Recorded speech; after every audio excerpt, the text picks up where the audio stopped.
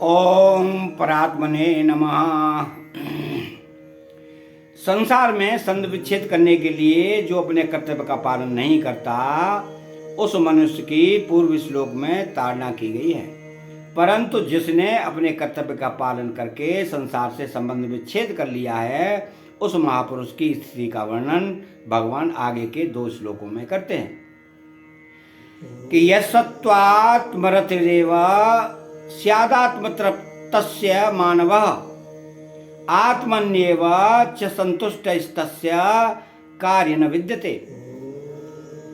तो परंतु यह जो मानव मनुष्य आत्मरत है एवं अपने आप में ही रमण करने वाला, च और आत्मतृप्त अपने आप में ही तृप्त, च तथा आत्मनि अपने आप में एवं ही संतुष्ट है, संतुष्ट स्यात् है, तस्य उसके लिए कार्यम कोई कर्तव्य न नहीं विद्यते है।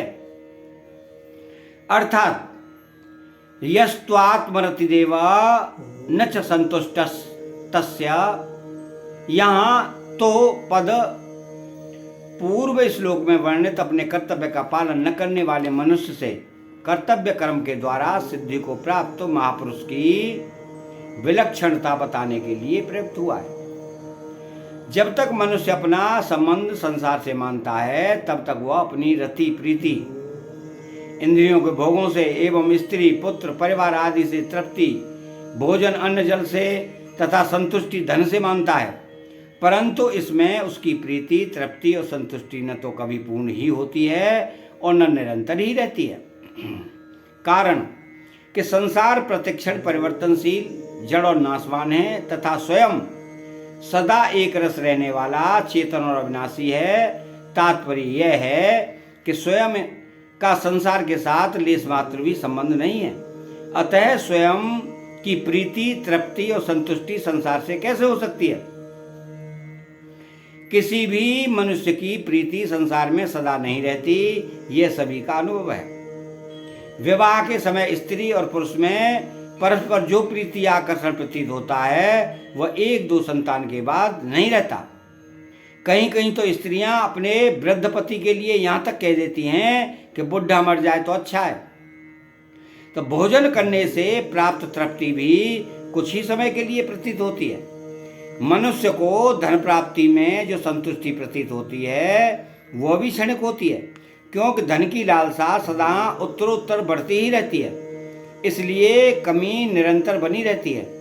तात्पर्य यही है कि संसार में प्रीति तृप्ति और संतुष्टि कभी स्थायी नहीं रह सकती। मनुष्य को सांसारिक वस्तुओं में प्रीति तृप्ति और संतुष्टि की केवल प्रतीति होती है, वास्तव में होती नहीं। अगर होती तो पुनः अरति अतृप्ति एवं असंतुष्टि नहीं होती। स्वरूप से प्रीति तृप्ति और संतुष्टि स्वतः सिद्ध है। स्वरूप सत है, सत में कमी कोई अभाव नहीं होता। न भावो विद्यते सतः, और अभाव के बिना कोई कामना पैदा नहीं होती। इसलिए स्वरूप में निष्काम स्वतः सिद्ध है। परंतु जब जीव भूल से संसार के साथ अपना संबंध बांध लेता है, तब वह प्रीति तृप्ति और संतुष्टि को संसार में ढूंढने लगता है और इसके लिए सांसारिक वस्तुओं की कामना करने लगता है।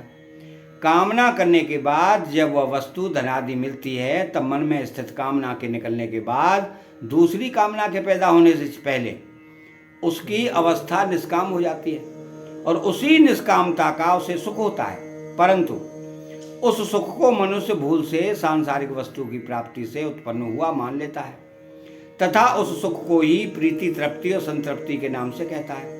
अगर वस्तु की प्राप्ति से वह सुख होता तो उसके मिलने के बाद उस वस्तु के रहते हुए सदा सुख रहता, दुख कभी न होता और पुनः वस्तु की कामना उत्पन्न न होती। परंतु सांसारिक वस्तुओं से कभी भी पूर्ण सदा के लिए प्रीति तृप्ति संतृप्ति प्राप्त न हो सकने के कारण तथा संसार से ममता का संबंध बना रहने के कारण वह पुनः नई नई कामनाएं करने लगता है। कामना उत्पन्न होने पर अपने में अभाव का तथा काम्य वस्तु के मिलने पर अपने में पराधीनता का अनुभव होता है। अतः कामना वाला मनुष्य सदा दुखी रहता है। यहाँ यह बात ध्यान देने की है कि साधक तो उस सुख का मूल कारण निष्कामता को मानते हैं और दुखों का कारण वस्तुओं की प्राप्ति से सुख मानते हैं और वस्तुओं की अप्राप्ति से दुख मानते हैं। यदि आसक्त मनुष्य भी साधक के समान ही यथार्थ दृष्टि से देखे तो उसको शीघ्र ही स्वतः सिद्ध निष्कामता का अनुभव हो सकता है। सकाम मनुष्यों को कर्मयोग का अधिकारी कहा गया है। कर्मयोगस्तु कामिनान। सकाम मनुष्यों की प्रीति, तृप्ति, संतृप्ति संसार में होती है। अतः कर्मयोग द्वारा सिद्ध निष्काम महापुरुषों की स्थिति का वर्णन करते हुए भगवान कहते हैं कि उसकी प्रीति, तृप्ति और संतुष्टि सकाम मनुष्यों की तरह संसार में न होकर अपने आप स्वयं में ही हो जाती है। दूसरे अध्याय का 55वां श्लोक, जो स्वरूपतः पहले से ही वास्तव में प्रीति, तुष्टि और संतुष्टि तीनों अलग अलग न होते हुए भी संसार के संबंध से अलग अलग प्रतीति होती है। इसलिए संसार से संबंध विच्छेद होने पर उस महापुरुष की प्रीति, तृप्ति, संतुष्टि तीनों एक ही तत्व में हो जाती है।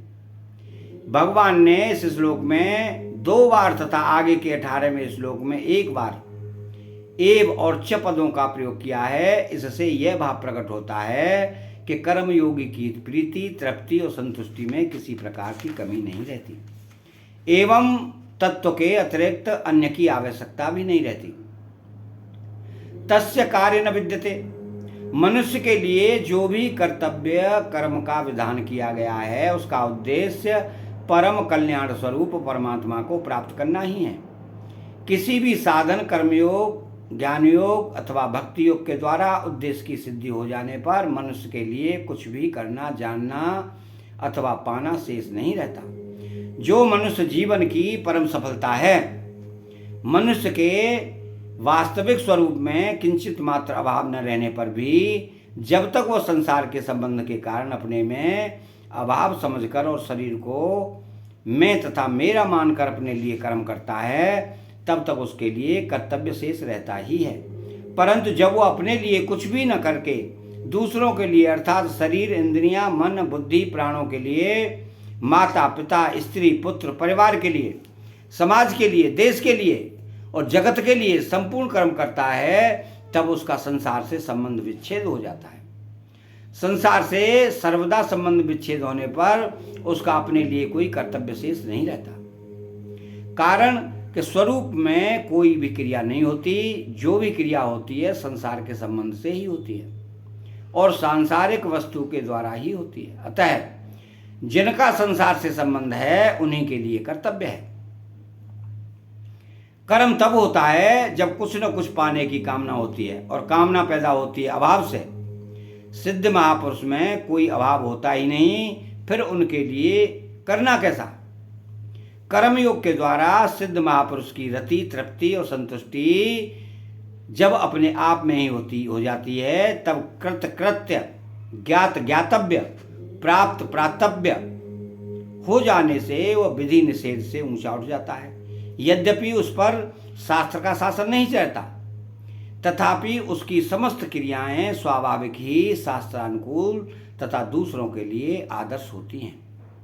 यहाँ तस्य कार्य न विद्यते पदों का अभिप्राय यह नहीं है कि उस महापुरुष से कोई क्रिया होती ही नहीं। कुछ भी करना शेष न रहने पर भी उस महापुरुष के द्वारा लोक संग्रह के लिए क्रियाएं स्वतः होती हैं। जैसे पलकों का गिरना उठना, श्वासों का आना जाना, भोजन का पचना आदि क्रियाएं स्वतः प्रकृति में होती हैं, ऐसे ही उस महापुरुष के द्वारा सभी शास्त्रानुकूल आदर्श रूप क्रियाएं भी कर्तृत्वाभिमान न होने के कारण स्वतः होती हैं।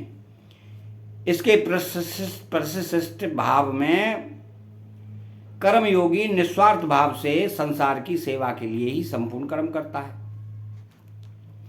जैसे गंगा जल से गंगा का ही पूजन किया जाए, ऐसे ही संसार से मिले शरीर, इंद्रियां, मन, बुद्धि और अहम को संसार की ही सेवा में लगा देने से चिन्मय स्वरूप शेष रह जाता है। इसलिए उसकी प्रीति, तृप्ति और संतुष्टि स्वरूप में ही होती है। सांसारिक विधि और निषेध दोनों वास्तव में निषेध ही हैं, क्योंकि ये दोनों ही नहीं रहने वाले हैं। इसलिए संसार में संबंध विच्छेद होने पर कर्मयोगी के लिए कोई विधि निषेध रहता ही नहीं। तस्य कार्य न विद्यते। अर्थात यहाँ 17वां श्लोक समाप्त होता है। चैनल को सब्सक्राइब करें, बेल आइकन घंटी को दबाएं और राधे कृष्णा बोलें।